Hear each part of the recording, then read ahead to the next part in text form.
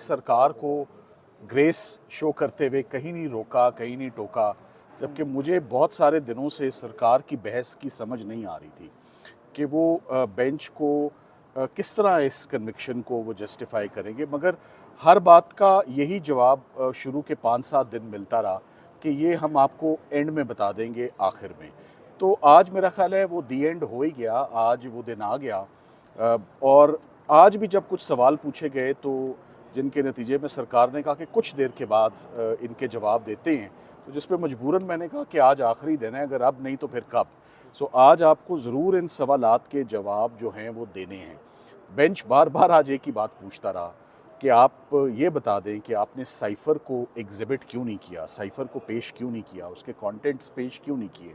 Cipher की किताब जो साइफ़र की मूवमेंट को या साइफ़र के की एहतियात से जो रिलेटेड है, आपने वो किताब देने से क्यों इनकार किया। तो ये तो बेस्ट एविडेंस था, इस बेस्ट एविडेंस को विदहोल्ड कर ही नहीं सकती थी सरकार, इसको अपनी स्लीव्स में रख ही नहीं सकती थी।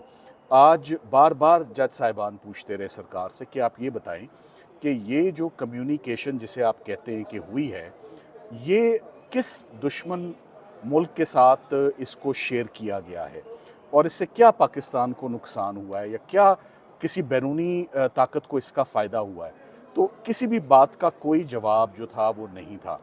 आज से पहले 6 दिन ज़ाया किए गए लापरवाही और नेग्लिजेंस के चार्ज के ऊपर, और आज जो मेन इमरान खान साहब और शाह महमूद कुरैशी साहब को सज़ा सुनाई गई, आज मेन उस मुद्दे पर बहस होती रही और उनको कॉन्टीन्यूसली जो है वो डिफ़िकल्टी का सामना सरकार को वो करना पड़ा।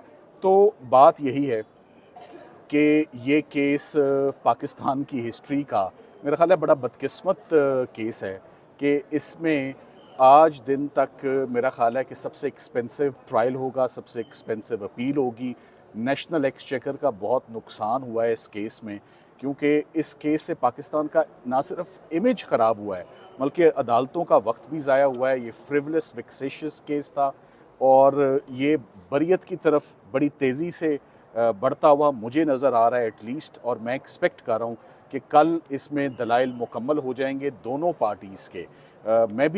मैं अपने दलाइल ऑलरेडी बड़े तफसीली दे चुका हुआ हूँ और कोई एंगल ऐसा नहीं है जिस एंगल पे हमने जजेस को मुतमईन ना किया हो। सो ये केस 100% जिसे कहते हैं ना beyond the shadow of doubt, इसको डिफेंस ने डिमोलिश और डिस्ट्रॉय कर दिया हुआ है और इसका इनएस्केपेबल अनअवॉइडेबल कंक्लूजन एक ही है, इक्विटल, प्योर एंड सिंपल। एक लफ्ज़ शाह महमूद कुरैशी साहब के मुतल्लिक 7 दिनों में नहीं बोला, तो कैसे शाह महमूद कुरैशी साहब को आपने, और आफरीन है दोनों हम मेरे क्लाइंट्स पर, इमरान खान साहब पर भी और शाह महमूद कुरैशी साहब पर भी, गर्मी की शिद्दत आपके सामने है। अदालत का भी इस वक्त अंदर टेम्परेचर जो मैनेज नहीं हो रहा, गर्मी अरूज पर है।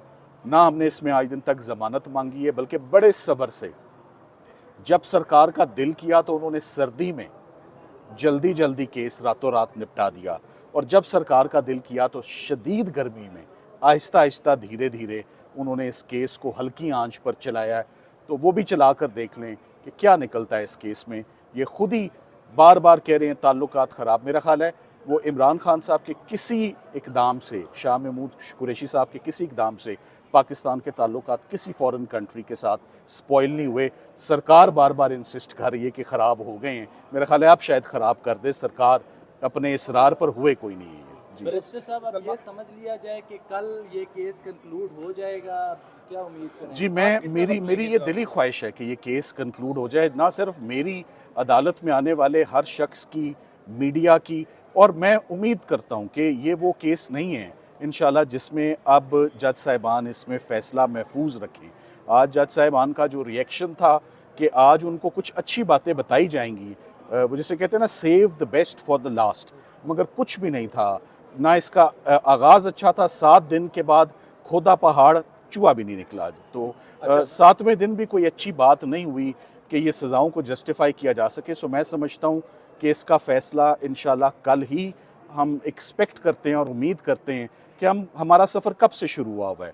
हमारा सफ़र रमज़ान से पहले का शुरू हुआ है, आप लोगों को डेडलाइंस देते हुए, बताते हुए, टाइमलाइन देते हुए।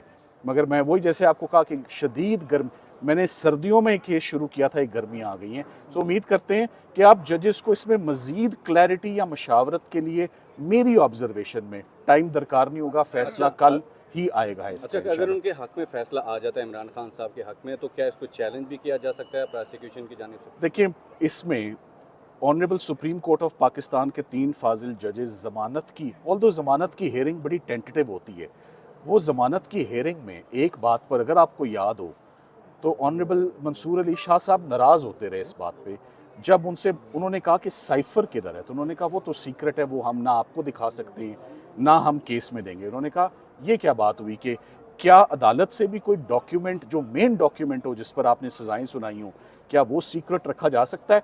अगर इसको सीक्रेट रखना था ना तो पूरे केस को आप मंजर आम पर लाते ही ना। आप किसी को, ये तो ऐसी ही बात है कि someone has been condemned unheard या एविडेंस को प्रूव किए बगैर आप कह रहे हैं सज़ा ले लो, वजह नहीं बताएंगे कि वजह क्या है, क्योंकि वजह सीक्रेट है। सो वजह उसके अंदर क्या लिखा हुआ है, मैं तो आपको एक बात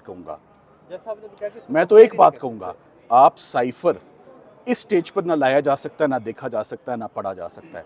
अगर आप साइफ़र लाएंगे जजेस और पढ़ेंगे तो उनको सरकार पर गुस्सा आएगा। यही वजह है कि साइफ़र को दबा के और छुपा के रखा हुआ है।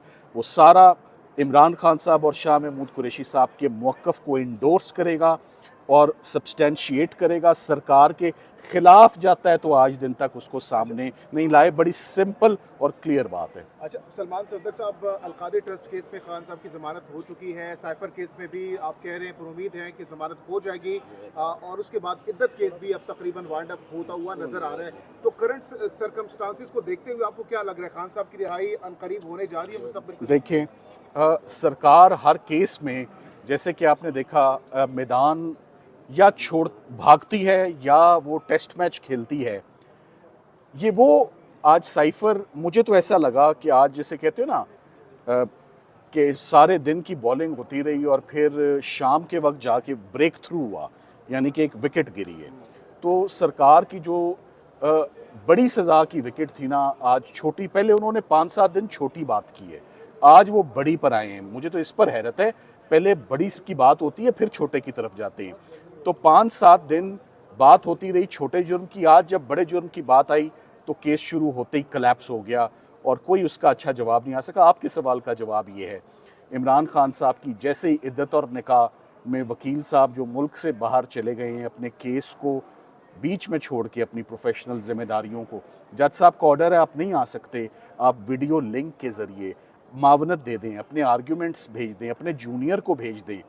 तो इमरान खान साहब के सारे केसेस ही, साइफ़र, तोशाखाना, इद्दत, टेरियन, सब कलैप्स हो गए। मेरा ख्याल है कि मैं तो ये समझता हूँ it's a matter of when his days in the jail are numbered and he must be acquitted, क्योंकि प्रोसिक्यूशन का हर केस बहुत बुरे तरीके से, केसेस क्या बनाए हैं वो, बिलो इद्दत और निकाह, एक टेरियन का केस, एक साइफ़र का केस, आउट, ये प्रोसिक्यूशंस पाकिस्तान में कभी नहीं हुई हैं। आप रूटीन की प्रोसिक्यूशंस करें, जो रेगुलर प्रोसिक्यूशंस है आप वो करें, आप करप्शन की करें, आप किकबैक्स की करें, किसी person of power and authority, ये पर्सनल लाइफ के ऊपर जाके ये पॉलिटिकल विक्टिमाइजेशन का भी एक स्पैन होना था, मगर बड़ा अच्छा चला है, बड़ा लंबा चला है span. Thank you very much. Thank you.